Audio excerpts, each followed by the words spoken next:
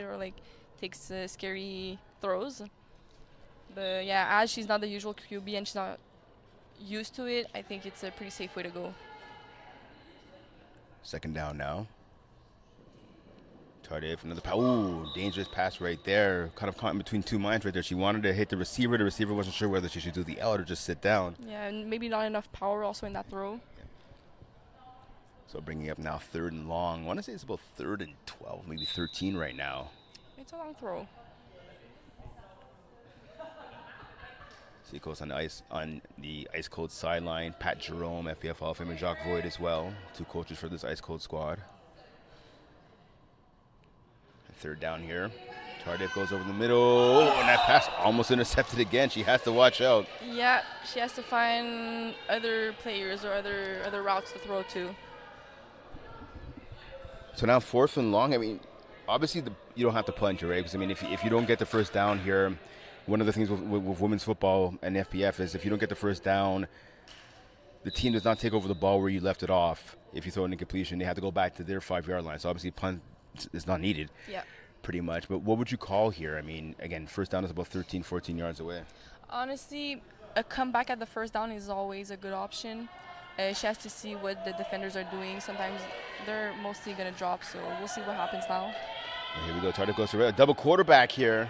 On a rather receiver instead. Running up the left-hand side. Can she break a tackle? She does. That was a nice tackle. At the tip of the flag, she got it. Yeah, good tackle right there. It appears to be, I think that was number 4 for IceCold. But to take down, yeah, that's C.R.A. Vasselin. Yeah, she got 40 tackles during the regular season also, so she's a tackle maker. There you go, tackle maker indeed. Possibly her biggest one of the season right there, stopping Matrix from getting a first down. Balls turned over to IceCold. They're back on offense. 3rd drive of the game here. It is still a 6 tie game. Yep. Ryan awaits the snap, 2 receivers to her right. She goes to Manseri, nice catch by her, leaping up high to get it. Able to control the ball before falling out of bounds. So pick up about 6 yards there on first down for IceCold. It appears she wasn't open at the beginning since Athena was struggling a little bit, but Maria was able to get open. So Yuzoka now on the right-hand side of the wide receiver spot. Langer moving in down to the slot to the right of the formation. Ryan gets the snap. She's going deep to Langer. Good coverage right there. The safety rolling over. Yeah. To make sure Langer was covered. 2 defenders in the backfield, so it was a pretty risky throw. As she could have made it, she's the star player of that team, so. Again, like I said earlier, the reigning receiver of the year in women's A. She's not the only all-star, though. Abigail Perot, we talked about earlier, for Matrix, made all-star in co-ed 1. Yeah, a very good defender. Yep. You have to imagine you might see Perot on Langer throughout this matchup. Probably. Ryan gets a snap here, goes to the flats to Simard. Simard can't break the tackle. Gain of about, I want to say, 5, maybe 6, 7 yards, yeah? Yeah, approximately. That would be a 4th to midfield. Yeah, so 4th and about, I want to say a long 6 right there. So let's see what IceCold has here offensively, what they dial up. Simard with the ball. Snaps it to Ryan. Ryan looks right down the middle, and to the right-hand side. Yuzoka's open, and it's intercepted. Big INT right there for Matrix. Number 3, Florence Clément-Beaulieu. Yep. Beaulieu-Clément. Exactly. Nice INT by here. You see on the replay right here on your screen. She was step for step. Actually, she had about a step on Yuzoka, which is rare to say, but she tracked the ball the entire way, coming up with the big INT. Yuzoka with the tackle. She made a great play. Yeah, perfect coverage right there. So that gives Matrix another chance to get the ball in the end zone, for sure, and get the upper hand. So after the touchback, Matrix takes the ball over at their own 5-yard line. Tardif to the right sideline. Pass just a little bit too high. Intended target there was number 7, Guerin. Guerin coming into this game, 3 catches for 23 yards. She has a couple of catches already here this afternoon, upping her totals. Second and long now facing the Matrix offense. And as you said earlier, Lori, obviously this is the first year for IceCold. A couple of veterans on the team, but also a lot of rookies as well. Oh, we see trips to the right now. The left on your screen, but to the right of the quarterback. Quick pass on the underneath route, and the player steps out of bounds. That's a minimal gain. A gain of, I want to say, 3, maybe 4 yards at most. I'm not sure that was the way to go. Yeah, exactly. Thank you. She should maybe like start throwing a little bit deeper for sure, because now the IceCold's defense is gonna shoot under because she knows that she's gonna throw short. So that could be an adjustment that they can make in a couple minutes or after halftime. So let's see if they make a little bunch formation there. Both wide receivers pretty much right next to the snappers. Cardiff gets the snap again, going back to the right-hand side. Nice pass deflection. Yeah, she was not open on that route. I feel like Anne-Frédérique is forcing it a little bit. But why do you think that is? Because she keeps it simple. She throws it short, but she knows her receivers are there, but they are covered, so she's forcing it for them, which ends up in either being an interception or a pass deflection. Yeah, the IceCold defense right now. I think after they watch this game, they're going to say they should have had, at least 3 or 4 interceptions already in this first half. 2 minutes to go. Pro clock is coming up. Should be coming up after this play. Cardiff looking for someone to go to. She does go deep here. She has receiver open. Nice play coming over the top. Getting the pass deflection right there. La Chapelle once again. Star defensive player. So turnover on downs. Now IceCold gets the ball back at the 5-yard line. Pro clock has been whistled in. If you're new to FPF, what the pro clock is basically in the last 2 minutes of the half. Pro clock, you can stop the clock by getting a first down. You can stop the clock by going out of bounds, or obviously by using a timeout. And also a drop ball makes the time stop. Yep, you're absolutely right. An incomplete pass, we could say. So Ryan now gets the ball. Manseri now to the right on at the slot. Pass along on the sideline. Nice grab by the rookie. Yeah, and she stepped out of bounds, so that means the clock is stopped. Exactly. He had a pro clock in FPF replacing the final 5 plays of the first half and final 5 plays of the second half. Used to be a staple here in Flag Plus football, but going more to the international rules and akin to a lot of different flag football leagues, instituting here the pro clock. I think it's a great adjustment that FPF made. I think a lot of teams would agree with me. It's a lot of fun. And Manseri, their big catch over the middle. She's tackled by Beaulieu Clement, who's been busy so far this afternoon. You're right, though, Lori, speaking about the pro clock. I mean, speaking as a player, right? Obviously, for me personally, I think that it just adds more time to the game, which is something you want as a player. Yes, less than 5 games only, 5 plays only. I think some of the officials might not like it too much, but I mean, it is what it is. It's a very different game with the pro clock. There you go. So first down for IceCold. Ball just past midfield. Ryan gets a snap. She looks to the left. She fires her to Manseri. Tries to avoid the tackle. She can't, but a pickup of about 7, maybe 8 yards right there. The clock is running. Yes. Less than 90 seconds remaining here in the first half. Honestly, I think it's the way to go right now. Just putting the clock down and not going out or anything, because at the end of the day, they don't want to let Matrix have the ball at the end of the first half. So Ryan smartly not taking her time in the huddle. Usually about a 20-second play clock, pardon me. Yeah.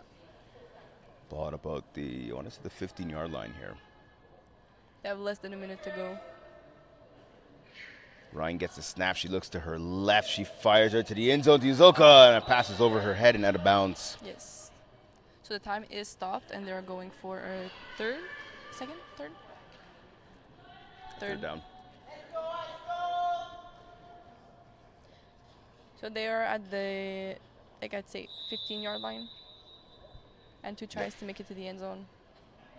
So on this play right here on third down, are you trying to get to the end zone, or are you at least trying to cut the field in half a little bit here? Safe way to go is half. Yeah, because we've seen Athena Ryan throw deep. Both times didn't work out. Here's another time throwing deep. Oh, it's picked off again. Interception in the end zone. Manseri was not open. Ryan tried to force it in, and that is her second INT of the game, similar to the first meeting between these two teams where she had 4 touchdown passes, but also 2 INTs. Yes. Let's see on the replay right there. Again, great coverage by the defender.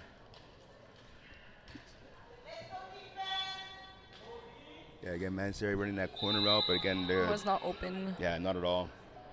So another turnover by IceCold. Again, this game tied up at 6, 42.9 seconds remaining here in the first half. Tardif goes again to the flat, to the right-hand side. Pick up of about 5, maybe 6 yards on first down. Time is stopped because she stepped out of bounds. So for sure they're going to try and punch it in right now. They want a little upper hand before the halftime. So after the regular season meeting against Matrix, after their loss, I should say, IceCold went on to lose 5 in a row before winning 3 out of the last 4 games, including the postseason here. Yes. Get to Matrix in a second. Tardif being flushed to her right.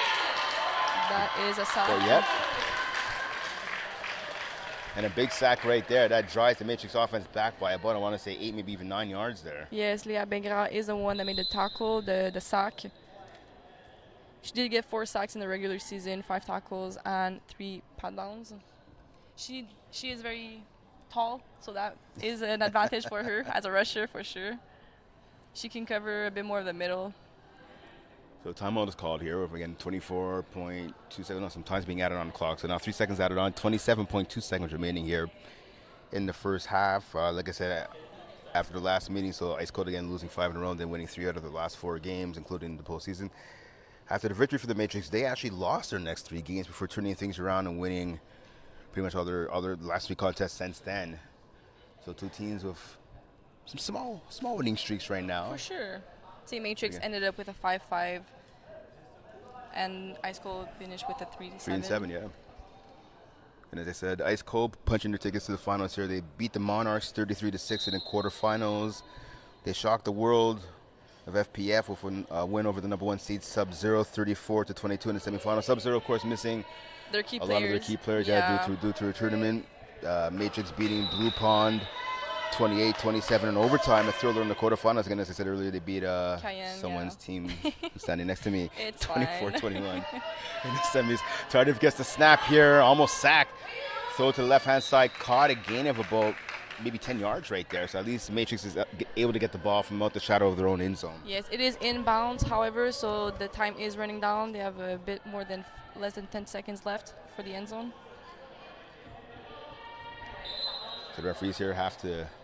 They're not ready. They're not ready. They have to set the markers. Obviously, the first line of scrimmage, the first down, and of course the rusher cone as well. So if you're not familiar with FPF, there's a rusher obviously on defense. The rusher has to be 7 yards back from the line of scrimmage and 1 yard either to the left or to the right of the snapper. If the rusher is hit during his or her attempt to get the quarterback, as long as they're outside of that 1 yard mark, it will be rusher interference against the offense. So 6.8 seconds remaining here in the first half. Still a tie game. Yep, still a tie game. I mean, if you're Matrix here, I mean, you have 1, 2, maybe even, 1 or 2 plays left, bearing a penalty, of course. Yes. What are you calling here if you're in the Matrix offense and you're in a huddle? With the seconds left, you have to go deep. You have to just throw everyone deep or like wheel, some sort of a play like that. But she can't go short because with the seconds left, it's not worth it. So let's see what Tardif does. She gets the ball, double quarterback. Right here for Matrix. And a run and a good tackle right there. Loss on the play. So now 1.4 seconds remaining here in the first half. And that play just did not work for the second time this afternoon for the Matrix. I feel like maybe double quarterback is not a way to go. I feel like she should just throw it out. This is halftime. Yeah, so IceCold electing to forego that final play of the first half. So we're all tied up at 6 apiece in this contest between Matrix and IceCold. Yeah, again, both teams pretty much scoring on, I believe, Lori, their first drive of the game respectively. And then it's pretty much a stalemate from there. Both defenses stepping up, making a couple of plays. Obviously, the Matrix defense getting 2 INTs off of Athena Ryan. The Matrix offense, though, turning the ball over on downs repeatedly. Their offense looks a little disjointed again with the backup quarterback Tardif there in there for Ashkar. It's a very defensive game for both parties. It. That's exactly it. So with this defensive game, what do you think is the key to getting some more points offensively? I think maybe Athena has to throw a bit more short because I think the deep routes are not working for now because the Matrix's defense is there. And for Anne-Frédéric Tardif, it's just to throw deep. So it's pretty much the opposite of what they're doing right now because IceCold's defense is going underneath the routes and are being there. So just changing up their strategy. Okay, and like I said earlier, in the first meeting between these two teams, again, back in week 4 in Laval, 33-27 victory for Matrix. It was 20-7 at the half for Matrix. It's obviously not going to be the case here with a 6-6 game. Who, in your opinion, Laurie, has been standing out the most offensively for either side? I think Matrix, they've gotten a couple of interceptions here and there. They know how to read Athena and the routes, so they're being there. They're making the plays that they have to be. However, they're giving the ball back to Untitled, their offense, but they're not able to punch it in. So maybe just changing it up. I mean, we're going to see, obviously, if they can change it up. So we saw in the first half, again, this IceCold offense. Again, I think they have, I don't want to say the better players, but it is what it is, right? Lara Zuko, Maria Manseri, Chloe Simard, Ashley Langer. Besides protecting the ball from Athena Ryan, the quarterback, Yes. how would you like to see her get her receivers more involved? How Can Athena Ryan get some of her big playmakers more involved? Honestly, I think just calling double moves on the routes or anything, just to throw too deep so one of them is open, because for now it's not working and they're always covered up. So or maybe their coaches to try and change it up. All right, so we're going to have to see what changes both teams have in store here in the second half. We're about to kick it off here in about a minute or so. Again, 6-6 game here in Brossard. Again, this is the first of 9 games here today for the final day of championship weekend here at Flag Plus Football. A ton of games coming up. There's the men's Division A, there's men's Division B, there's women's, there's 2, there's everything. So many games. Yeah, exactly. 5 games yesterday, 9 games today. So it's going to be a fun day for everybody. Yes, it is. Keep on watching on the on Facebook Live, the FPF YouTube channel. Very good games today also. Yep. We got the men's competitive and intermediate and 5v5. Yeah, I believe you're playing this afternoon. Yes, in Quad 1. All right, yes. there you go. It'll be pretty interesting. It's going to be a good game. All right, so here we go. Matrix starting the ball here to kick off the second half. Let's see what they do. Sportif again to the flat. Ooh, and that pass almost knocked down. Good job by the receiver actually getting in the way as a defender. That could have been a pick 6.